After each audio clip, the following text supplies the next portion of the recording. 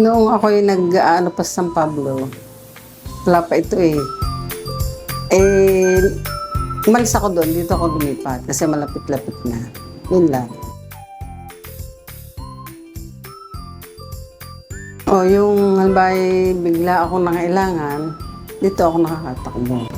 Kasi lahat ng dito ko yung mga pagbabayad ko ng mga bills, dito lahat dito ko na inaano.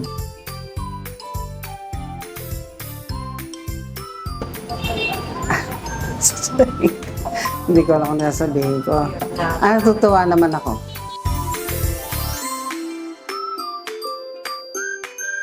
Happy naman ako sa darating na anniversary ng Raquel.